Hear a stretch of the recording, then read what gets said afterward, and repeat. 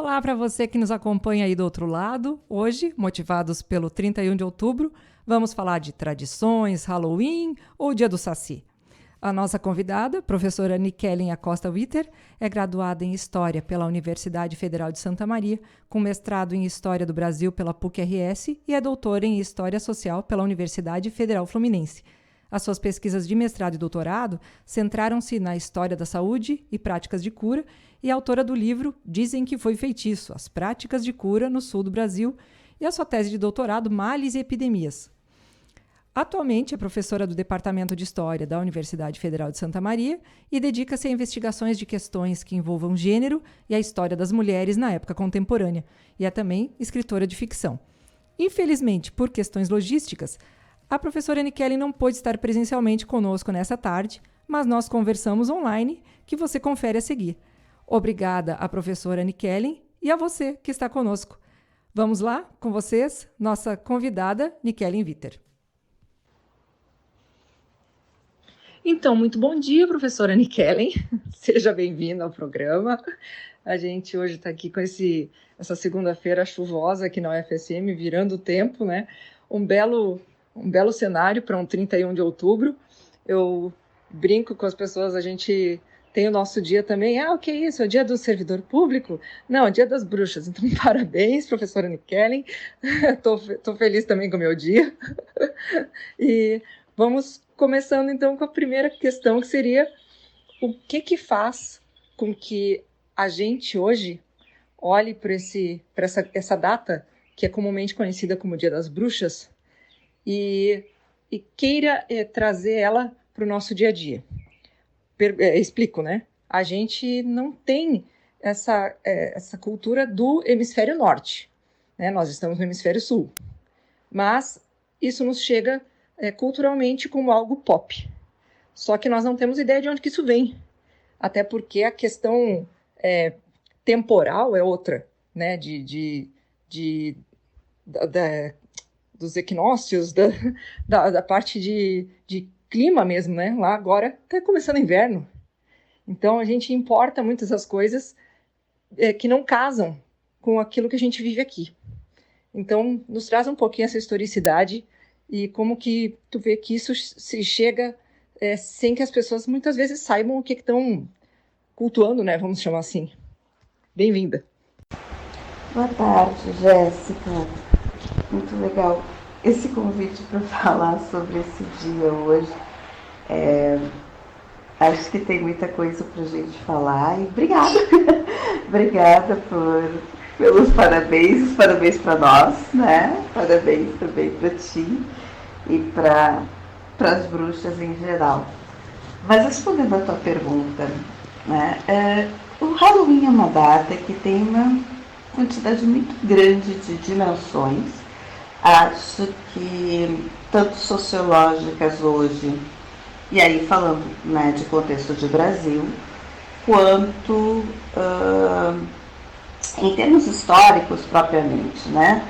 Então, assim, situando as pessoas que não sabem muito a respeito, né, da origem do Halloween,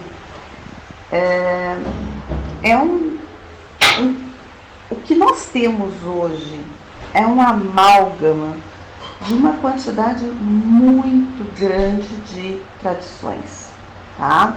Não dá para simplesmente reduzir a coisas como é uma festa pagã. Não, para isso de conversa nem isso é. Não é uma festa pagã, é uma festa profundamente conectada, inclusive, com o catolicismo, né? Inclusive a própria palavra Halloween, que é uma palavra que data do século XVIII e, portanto, não é uma palavra que a gente possa identificar como uma palavra pagã, né? Nem na sua origem, porque afinal no século XVIII nós já temos, né, o cristianismo como dominante em toda a Europa, né? E a palavra Halloween vem de All Hallows Eve, que significa né, véspera do dia de Todos os Santos, que é o dia 1º de novembro. Tá? Se trata de uma vigília de 3 dias para a lembrança e a conexão com os mortos. Então veja, né, nós temos aí uma conexão fortíssima, né, com o cristianismo e com o próprio catolicismo. Mas essa festa é uma festa pagã ligada ao Samhain, que é a festa celta da colheita, que celebra, né, o final do verão, né, a última colheita do verão e o início do inverno. Pois é, nós vamos lá, né? Quase todas as festas religiosas de origem cristã que nós temos hoje, elas foram, de alguma forma, festivais pagãos que foram cristianizados por 2 motivos, né? Um, que a população já costumava, na Europa medieval, a celebrar esses dias, e era mais fácil colocar elementos religiosos cristãos em cima dessas festividades do que criar dias novos, né? O próprio Natal é uma festa pagã que foi cristianizada. Por quê?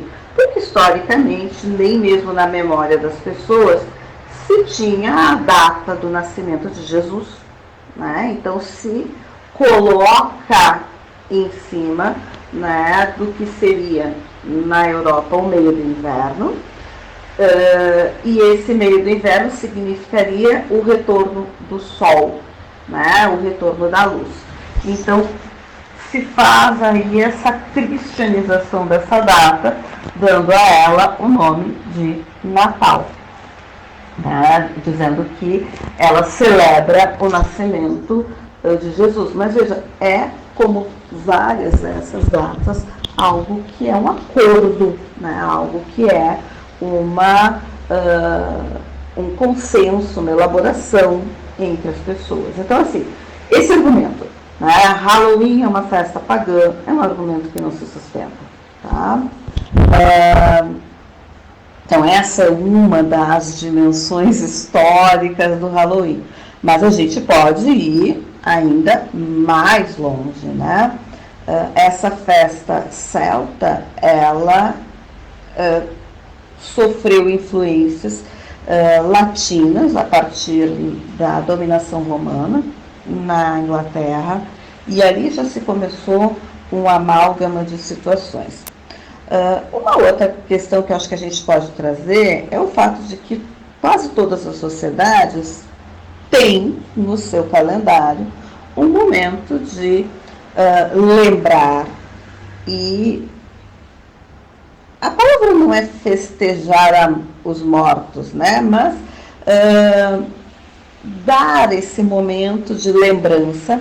E veja, né, é também uma visão muito diferente de morte. Não se trata, né, dessa morte apagadora das pessoas, mas uma morte em que se celebra a memória da vida delas. E isso merece celebração, alegria e não tristeza, né? Isso é uma coisa até bonita. Por outro lado, se a gente for falar assim, não é uma festa tipicamente brasileira, não.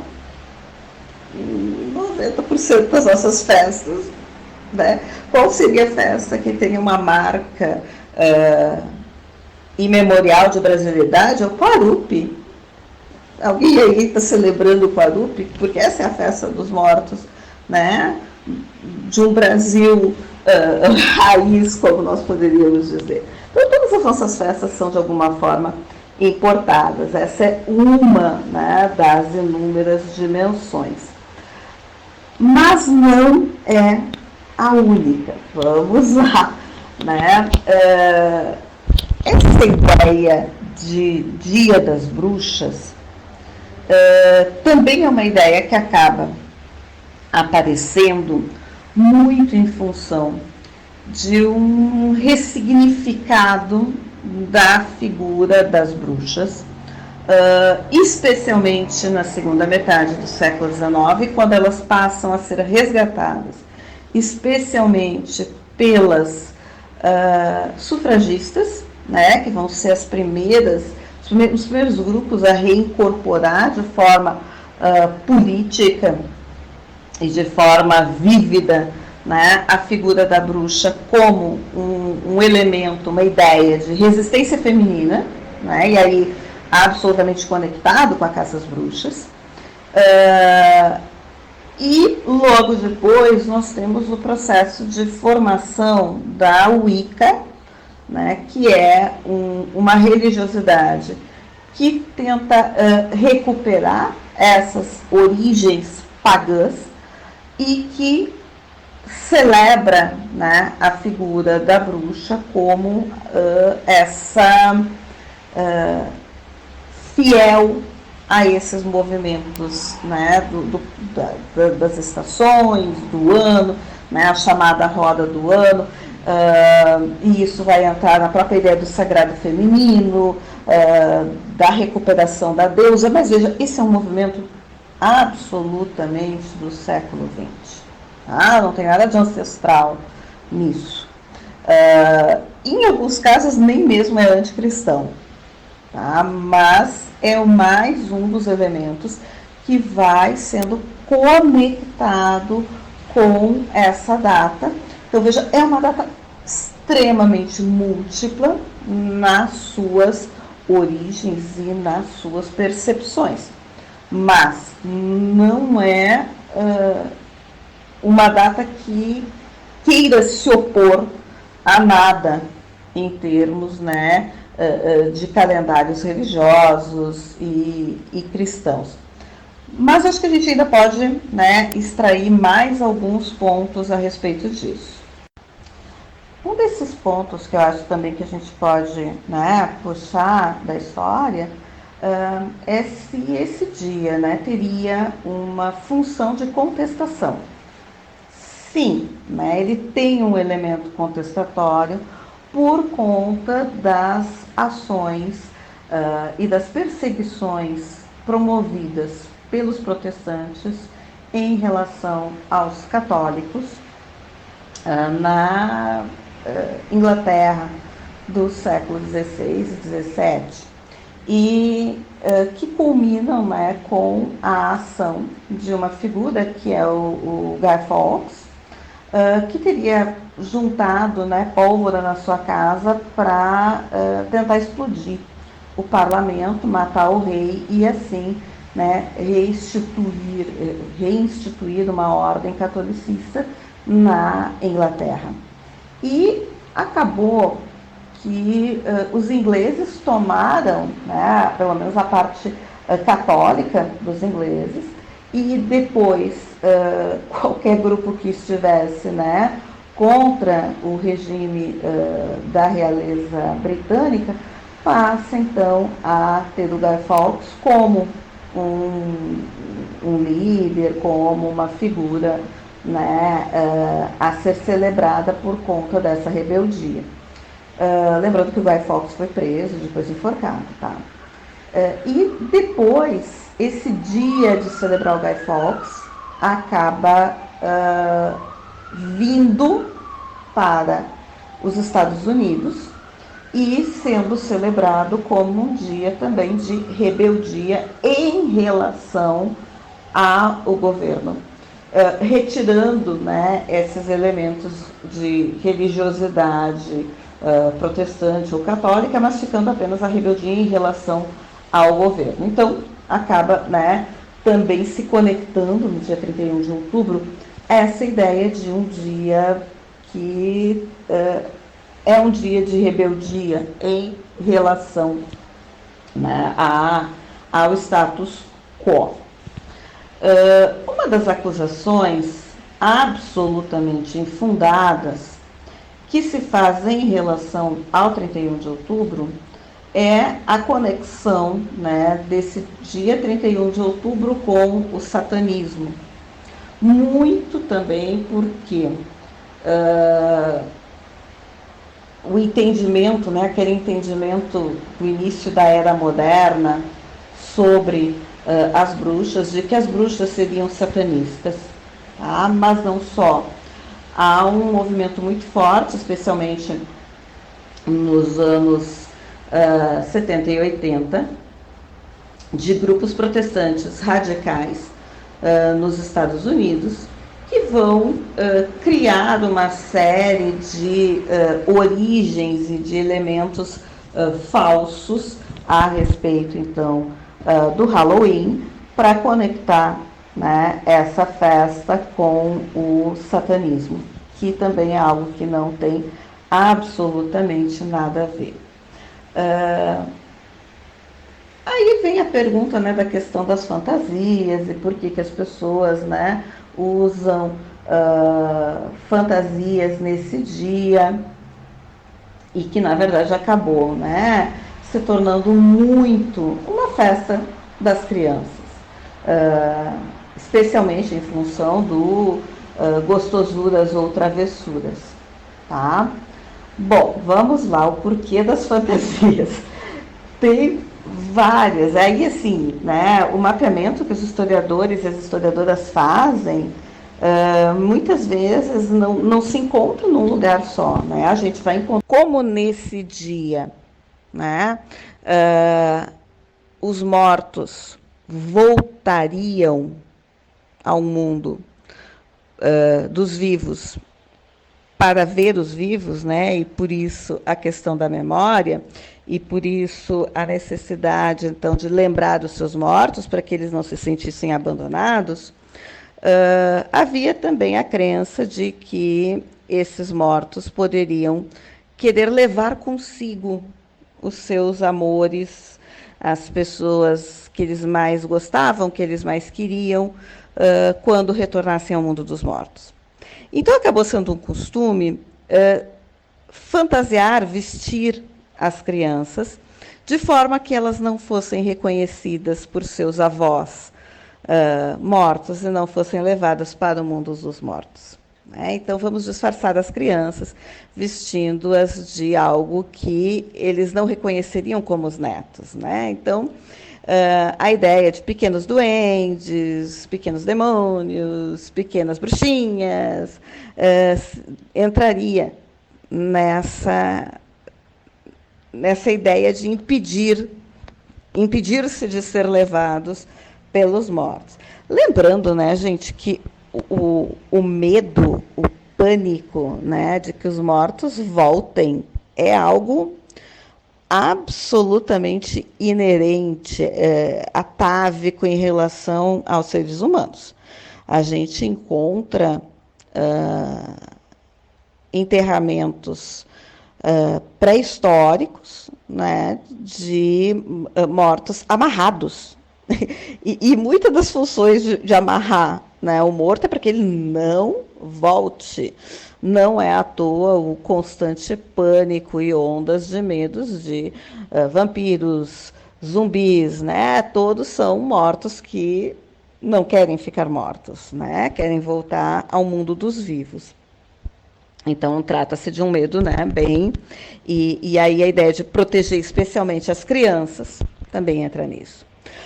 Por outro lado, e aí nós vamos, né, tentar dimensionar o que seria o trick or threat, ou, né, gostosuras ou travessuras. Isso está muito conectado com a crença em duendes ou seres não humanos, maliciosos, que viveriam de pregar peças. Né? A gente tem tradições, não apenas europeias, mas no mundo inteiro, né? Da figura dos tricksters, da figura dos personagens não humanos que pregam peças, que se divertem, né? Fazendo com que os humanos percam seus trabalhos, suas atividades. Então, a gente tinha, né, bem comumente, a ideia, né, dos duendes que faziam o leite talhar, que amarravam as crinas dos cavalos, fazendo nós, que faziam as pessoas perderem coisas ou não enxergarem mesmo elas estando, né, absolutamente na frente delas. Então havia uma série bem grande aí de entendimentos desses seres. Ora, se as crianças estão disfarçadas desses seres e elas acabam, né, fazendo então esse sair para a rua primeiro. Por que elas saem para a rua, né? Para não ficar em casa, porque os mortos da casa estão voltando e vão procurar pelas crianças, porque, né, é onde está o maior carinho, o maior amor. Então elas saem de casa. E já que elas estão disfarçadas de duende, elas passam a bater nas outras casas e propondo essa troca, né? Ou você me paga com gostosuras, ou eu, que não sou criança, que não sou ninguém, que sou um duende malicioso, vou fazer travessuras na sua casa. Nos anos 70, inclusive nos Estados Unidos, né, quando a festa ganha ainda uma maior popularidade, inclusive por conta do cinema, né, e era muito comum se fechar os bairros para que houvesse, né, segurança, para que as crianças pudessem transitar por esses espaços.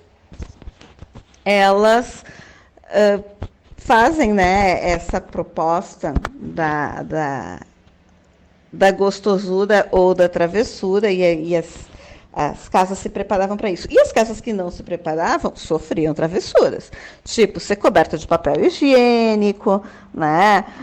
Botar água na entrada das portas, coisas do gênero, assim, né? Pequenas travessuras propriamente. Então, né, daí vem essa origem do fazer a troca de gostosuras ou travessuras. Quem não tivesse uma gostosura em casa e teria que arcar com essas travessuras.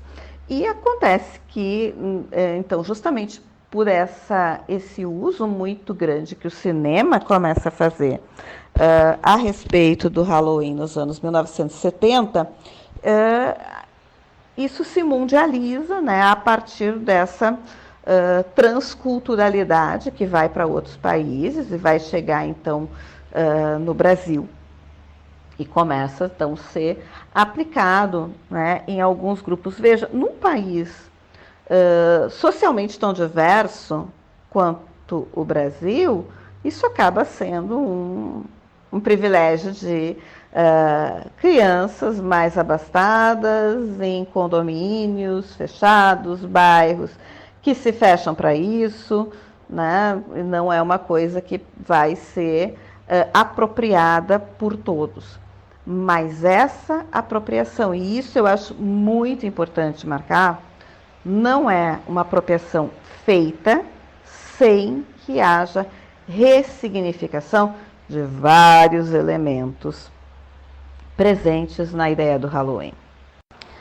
Aí eu acho importante também marcar isso, né? Para quem levanta aquela bandeira de né, Halloween não é uma festa nacional, etc. Gente, toda cultura, né, quando é apropriada, e na verdade o Brasil é uma miscelânea de apropriações culturais, ela é ressignificada. Ela não é uma importação direta de um comportamento, no caso, né, dos países anglófonos, até porque mesmo nos países anglófonos a gente vai ver, como eu falei antes, né, diversas informações culturais que vêm dos romanos.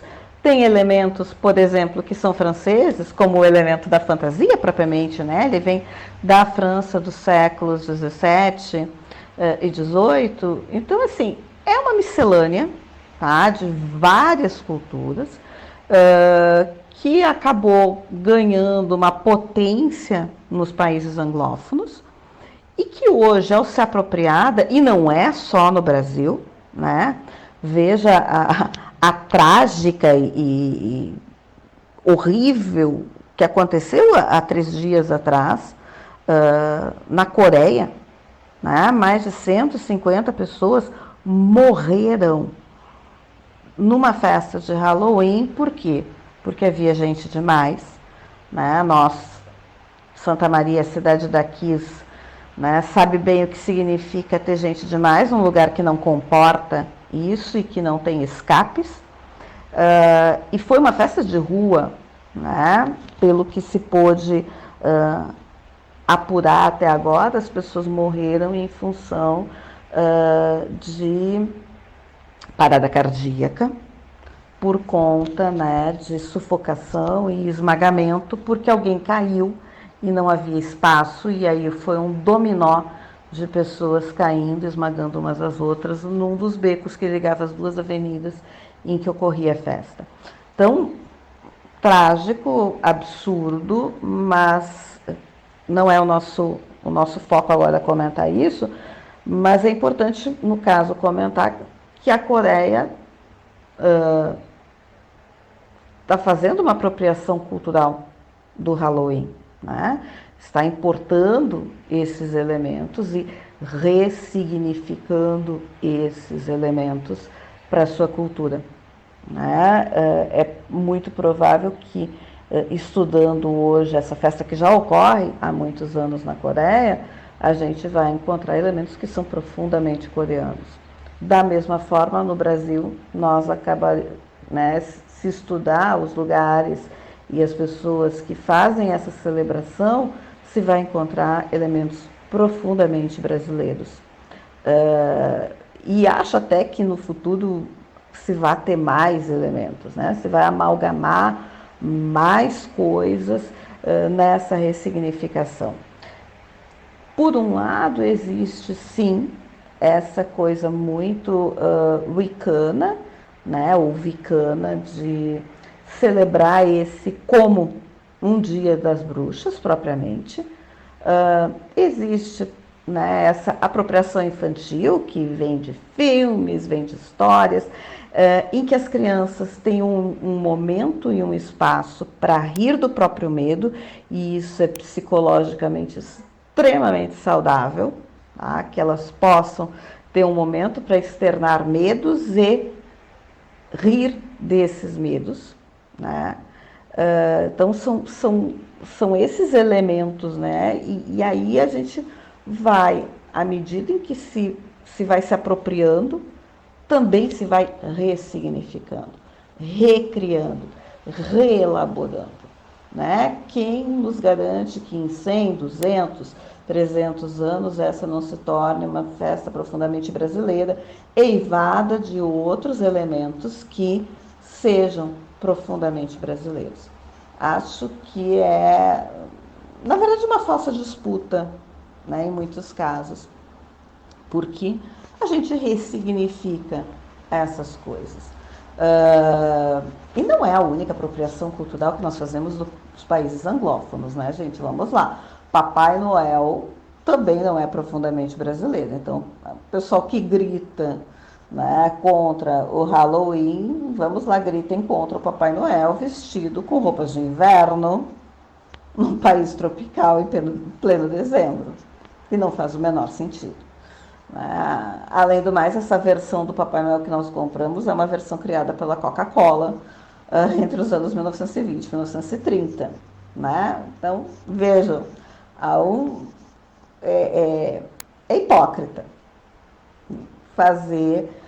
levantar bandeiras contra determinadas festas, mas aceitar, né, sem nenhuma autocrítica ou sem nenhuma crítica, outros tipos de festas.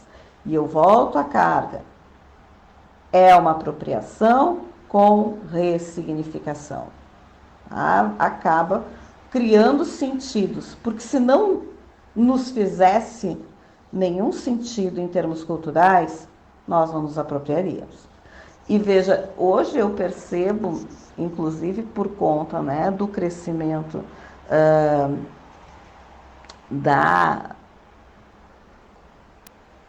das trocas culturais com países que não são anglófonos, né, seja com países, por exemplo, hoje, né, nós temos uma potência muito grande dos países asiáticos, talvez algumas festas deles acabem sendo apropriadas, né, e ressignificadas no Brasil também. Então, quem vê do futuro verá. Sim, esses dias nós nos recordávamos aqui que dentro de uma cultura oriental em que tu tem budismo e shintoísmo, o próprio conceito do Natal não faz sentido. E eles ainda assim se apropriaram do conceito como uma época de reconciliação, porque é fim de um ano e é uma época muito favorável para as compras, né? A decoração se torna muito exuberante também. Então, o Japão é um país que acolheu a festa natalina de forma muito presente, sem ter necessariamente uma figura crística, né? É a festa, é o presente, é a comemoração, né? E então, recolhendo isso tudo e colocando num caldeirão para ferver, fazendo aqui um paralelo com a data, como é que isso entra dentro das discussões de um possível dia do Saci? Eu, particularmente, entendo que a gente pode ter os dois, o Halloween e o dia do Saci, porque são coisas bem diferentes. O que tu considera a esse respeito?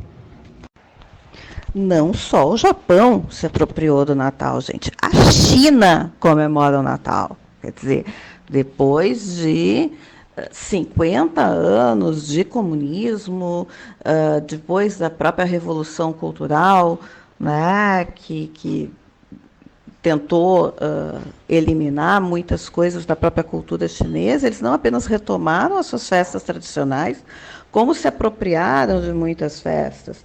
E veja, eles têm até mesmo duas festas de Ano Novo, porque o Ano Novo é comemorado junto com o Ano Novo Ocidental, mas também existe a festa do Ano Novo chinês, e eles simplesmente trabalham festas, né, tanto ocidentais quanto orientais. Mas vamos lá, né? A gente sempre pode contar com o capitalismo para incorporar festas quando as pessoas podem precisam fazer compras para fazer essas festas, né?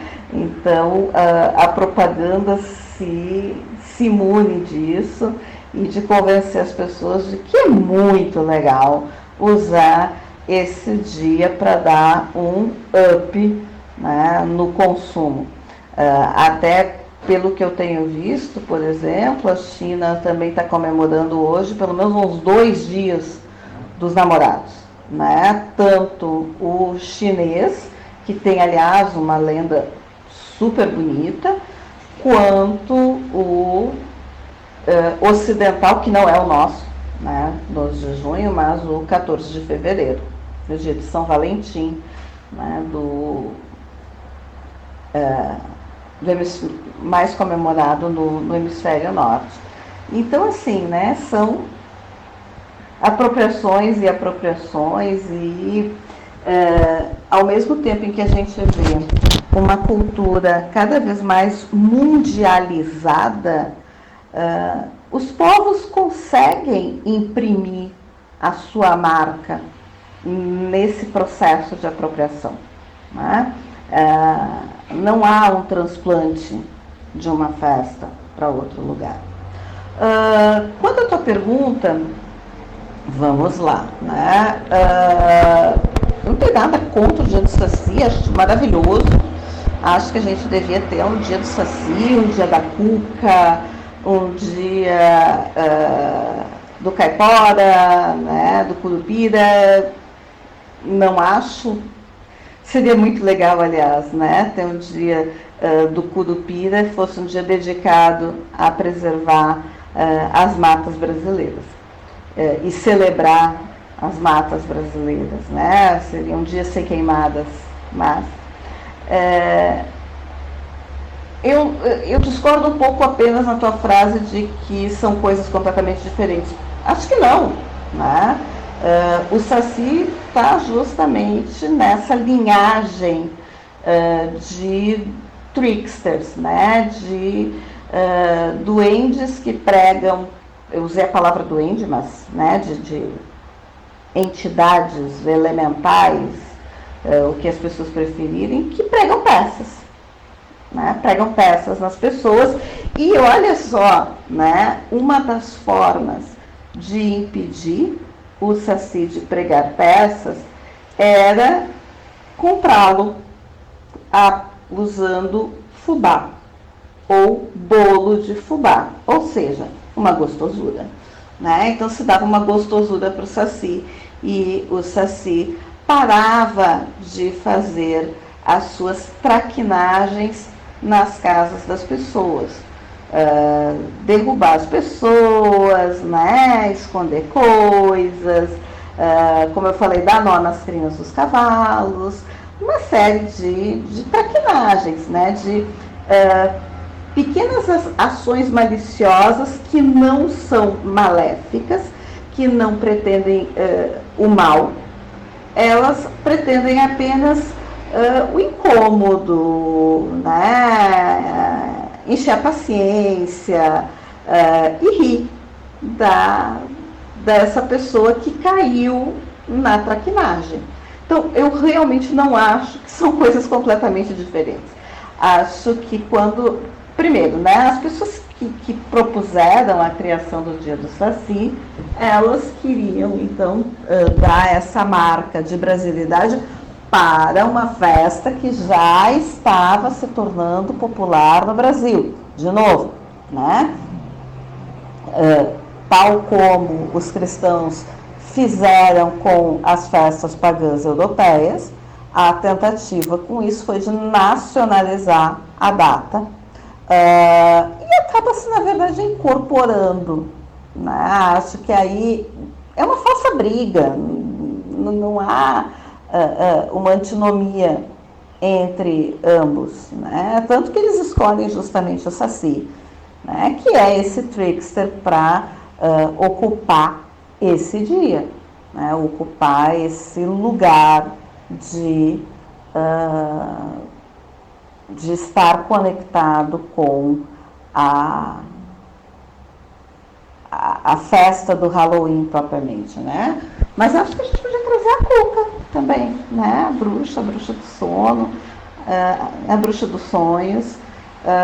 Acho que são elementos todos que podem conviver em harmonia se as pessoas olharem para eles de forma harmônica. E aí, assim, a história que vai ter o seu papel daqui para frente. Eu digo a história, né, quando os historiadores e as historiadoras do futuro olharem, se esses elementos vão se amalgamar, eu torço que sim, e criar e recriar essa como uma festa brasileira. Eu digo eu torço que sim, porque, né, como nós começamos o programa, somos bruxas e a gente acha muito legal ter um dia para celebrar isso e talvez até incorporar, né, a lembrança das nossas irmãs que foram queimadas e violadas durante 3 séculos na Europa, foram perseguidas mesmo em países periféricos como o Brasil, e ainda são, né, em vários países que entendem ou que percebem essa conexão das mulheres com a natureza como algo ruim ou eivado de malefícios, porque a gente sabe que não é verdade. Eu acho legal destacar, antes que alguém se assuste, que uma bruxa moderna é isso, é alguém que está conectado com a natureza, com os seus ciclos, com o seu autoconhecimento, que entende que todo conhecimento é autoconhecimento, que busca refletir nas suas atitudes diárias as menores coisas, como que isso me impacta, como que isso me afeta. É quase como uma grande autoterapia que é levada para a vida, né? Então, agora então que a gente já está se encaminhando mais para o finzinho do programa, Nikellen, quem é Nikellen? Como se descobriu com essa inclinação, com esse gosto? De onde saiu esse contato com o dark, o obscuro, o steampunk também, por que não? Fala um pouquinho da professora Annie Kellen e das atividades que ela desenvolve aqui na nossa universidade. Bom, então, continuando para que ninguém se assuste, né? Já que eu falei antes de separar também a bruxaria dessa ideia satanista, que também, gente, historicamente é algo que foi inventado de fora, né? Num momento em que a centralização dos estados nacionais na Europa e a implementação, né, de um modelo de civilização e de sociedade queria extirpar da sociedade várias percepções que fossem divergentes. Em geral, as mulheres, elas eram a memória das comunidades, guardavam, né, as linhas, as histórias do tempo, mas elas também eram o ponto forte da conexão comunitária. E uma dos elementos, eu não vou me alongar nisso, porque isso é, né, um curso inteiro, mas um dos elementos que o Estado Nacional precisava para sua implementação, né, o Estado-nação, perdão, não o Estado Nacional, o Estado-nação precisava, né, esse Estado moderno para se centralizar, era justamente atomizar as pessoas, né, deixá-las cada vez mais desconectadas umas das outras e desconectadas em relação ao ambiente, até por conta do próprio processo de apropriação da terra, de cercamento dos campos. Então, a perseguição das mulheres, ela tem um fundamento muito político.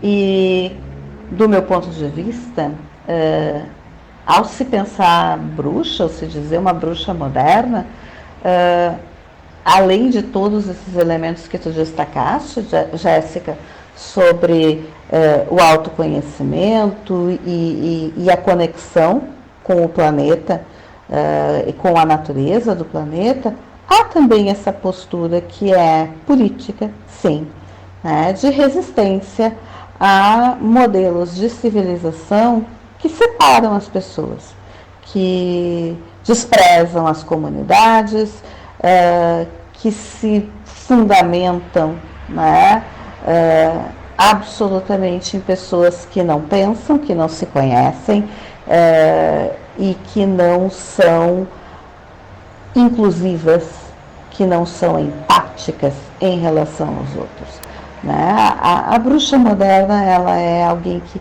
celebra, acima de tudo, a empatia, a inclusão, a percepção de que o mundo é feito de pessoas, mas também de outros seres vivos, e que o respeito que a gente dá à Terra e aos nossos parceiros de jornada, nessa grande, imensa nave-mãe que nós estamos, é algo que vai voltar para nós, né? É um dos grandes mandamentos da bruxaria, não é mesmo? A gente faz aquilo que a gente gostaria que nos fizessem. Então, nós cuidamos da Terra, porque nós queremos que a Terra cuide de nós. Nós cuidamos das pessoas, porque também queremos esse cuidado de volta. Isso eu acho que é importante a gente ressaltar. Sobre eu, Michele, enquanto uma escritora, né, do lado dark, da força, eu acho que é uma coisa que sempre me acompanhou, né, até porque eu sempre quis ser escritora e eu sempre gostei do fantástico. O fantástico sempre foi o que mais me atraiu, por ser uma forma mais livre, do meu ponto de vista, né, de produzir a minha arte, né, a minha arte de contar histórias, Além do mais, o Fantástico tem essa incrível e maravilhosa conexão com a historicidade humana, né? E aí vem o meu outro lado, o lado historiadora, de poder pesquisar e trabalhar com lendas, com a mitologia, com as histórias que nós fabulamos e contamos desde que nós criamos a linguagem, e talvez até antes, né? Contar histórias é uma parte fundamental do nosso DNA humano. Criar histórias, né? Passá-las aos nossos descendentes. Então, tudo isso eu acho que é uma parte muito importante da minha formação. E, ao mesmo tempo, né, eu também sempre tive esse gosto pelo mundo natural, das ervas, dos chás, porque, afinal, né, sou neta, bisneta de homens e mulheres que foram curandeiros, né, nas suas áreas, que sempre estiveram muito ligados a esses elementos, né, tão fundamentais do caldeirão na cozinha, do chá fervendo, do resolver as coisas com uma conversa que acolhe e cuida. Então, eu acho que, né, tudo isso acaba me formando, me fazendo. E desde que eu entrei na Universidade Federal, eu tenho também tentado prosseguir com essa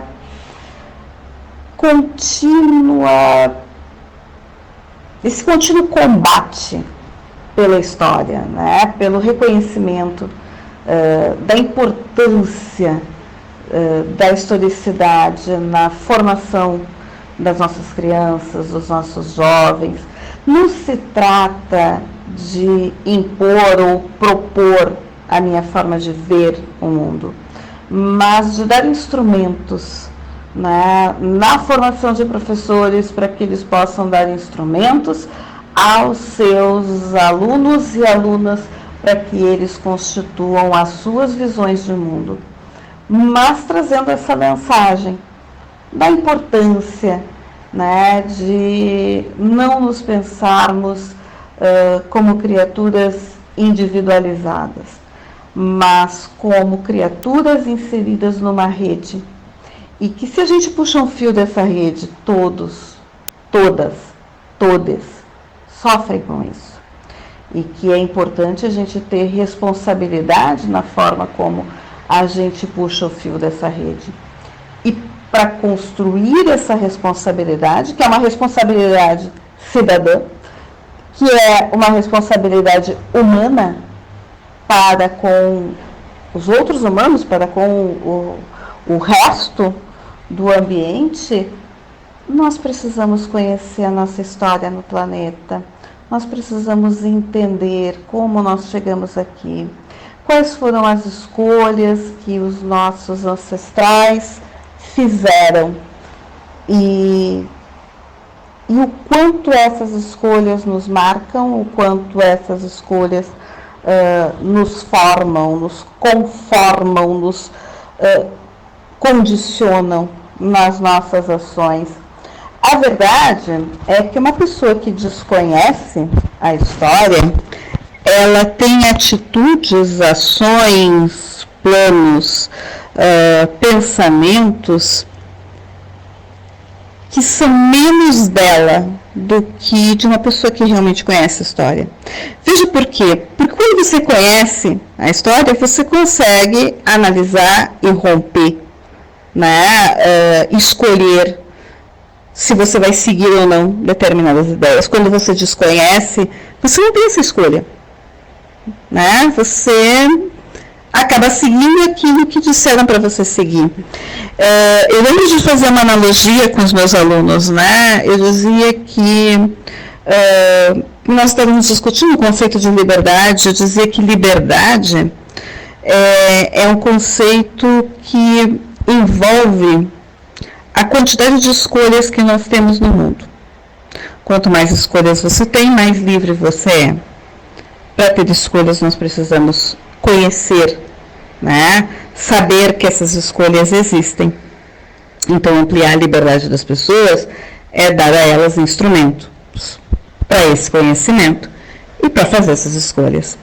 E eu acho isso uma ação muito bonita. E acho que a literatura tem um papel também nisso, né? Porque a literatura, ela nos permite olhar o mundo através de outras percepções, através de outros selfies, outras compreensões do mundo. E quando nós nos deslocamos do nosso lugar, né, e vemos o mundo através de outros olhares, nós nos enriquecemos, nós crescemos. Então a literatura também tem esse papel, né, de ampliação dos conhecimentos. E acho que a literatura fantástica também tem um papel, né, assim como as mitologias e as histórias, que a gente chama de mitologias, às vezes até para desfazer dessas histórias, mas elas foram a religião por muito tempo e são a religião de vários povos, de vários grupos. Usar esses elementos fantásticos, muitas vezes eles não são, muitas vezes não, né? Eu discordo completamente da ideia de que a literatura fantástica é uma literatura escapista. Ela não é, tá? Até porque o que informa os autores é o mundo em que nós vivemos. Na verdade, eu acho que a literatura fantástica ela tem esse papel de esticar, de tornar o real algo que dentro do mundo literário nós não podemos ignorar. Então, quando a gente transforma um medo real num monstro, é para dizer, olha o tamanho desse medo, né? E quando os nossos heróis lá dentro dos livros, das nossas histórias, vencem esse monstro, a gente também está dizendo, olha, é possível superar esse medo, é possível superar essa dor, né? Se a gente usar de elementos como conhecimento, coragem, união, né? As histórias têm esse conjunto, né, de papéis. Algumas vezes, claro, a gente escreve sobre quando a gente sucumbe a esse medo, mas isso também é catártico, né? Você sucumbir no medo dentro da história te dá força para não sucumbir a esse medo no mundo real, né? Eu não vejo essas coisas desconectadas. Para mim é tudo essa grande rede, né? Esses fios em que se você puxar um cantinho, né, lá longe, todo o resto de alguma forma vai sentir, vai ter alguma consequência em relação a isso. Então, acho que tudo isso é o que me forma e é o que me faz, é o que me monta nesse mundo e nesse trabalho, tá? Acho que é isso. Para fechar, assim, né? Quem quiser saber mais, especialmente da minha vida literária e dos projetos que eu faço na universidade, como, né, o GEUMA, que é o Grupo de Estudos de Extensão Universidade das Mulheres, me segue nas redes, né, @NiKellenViter. Eu estou por lá, né, falando dessas coisas e das minhas atividades em geral. É isso, temos então o nosso Ineditados de Halloween contando um pouquinho da história dessa festa que tem se aproximado cada vez mais aqui do Hemisfério Sul, sendo muitas vezes incorporada na nossa cultura, muitas pessoas que entram em discussão se deveríamos então ter um dia do Saci ou um dia do folclore, como nós já temos, mas não é tão comemorado assim, né? Não ultrapassa muito os muros escolares, né, das escolas básicas, e chegamos então a esse ponto, né, o dia do Saci, ou se for o caso, né, o dia do nosso folclore, ele tem sua representatividade própria, ele deveria então ser mais valorado dentro daquilo que já existe. Já temos um dia do folclore, né, do nosso folclore, e trazer outras festividades que são incorporadas com base em outras culturas podem nos enriquecer, desde que a gente entenda de onde que ela vem, quais as procedências, quais as implicações, quais os símbolos, e entender também que uma coisa é diferente da outra, e podemos ter as simbologias convivendo juntas, por que não? Não é? Isso só nos enriquece. Então, agradeço muito a professora Annie Kellen pela disponibilidade de tempo, e uma boa semana para você que nos escuta. Até mais, até semana que vem. Ineditados. Conversas para além do livro. Um programa da editora UFSM.